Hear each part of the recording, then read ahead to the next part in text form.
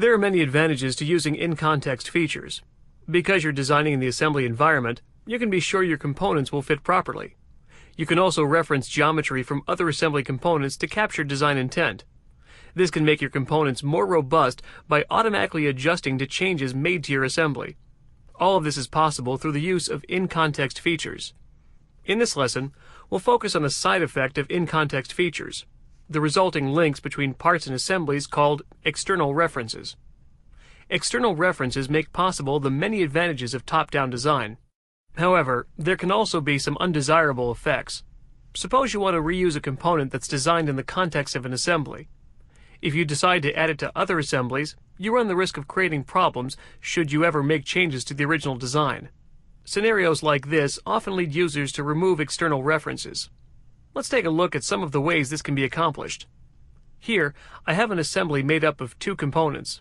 You can see by the arrow symbol in the Feature Manager tree that the top cover component has at least one external reference. If I expand this component's features, you can see that, in fact, there are two features with external references. If you right-click on the name of the component in the feature tree and select List External References, a window will appear showing you information about the in-context features. You'll see which assembly these references were created in, as well as details about each individual reference. There are a couple of buttons here at the bottom that allow you to quickly eliminate all of the references in this part. You have the option of breaking all external references permanently by using the Break All button, or you can temporarily suspend these references by using the Lock All button. If you decide to use Lock All, you can later unlock all to re-establish all references. By using these options, you're telling SOLIDWORKS to freeze this part as it is right now, and not update the part even if the rest of the design changes. For instance, take a look at the first extrusion.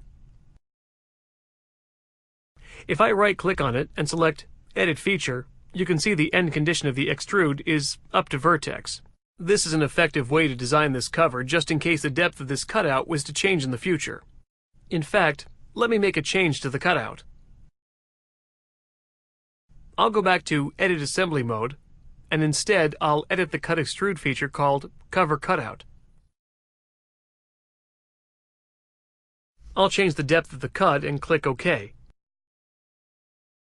When I rebuild the assembly, you can see the cover updates and again fits perfectly in the cutout. Now this is the behavior I would expect. Next, I'm going to right-click the cover component in the feature tree and select List External References. I'll select Lock All. SOLIDWORKS warns me that by locking these references, I won't be able to add any additional external references. I'll click OK and OK again to close this window.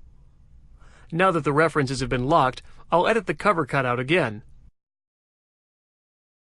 This time, I'll make the depth of the cut smaller and click OK. This time, when I click Rebuild, the position of the top cover will update, but the depth of the extrusion will not. This is the result of locking the external references. Notice the Feature Manager tree displays an asterisk next to the arrow symbol. Had I selected the Break All option instead of Lock All, SOLIDWORKS would display an X instead of an asterisk. To complete this exercise, let me go back and unlock the references of top cover. As soon as I click Unlock All, the extrusion will update once again.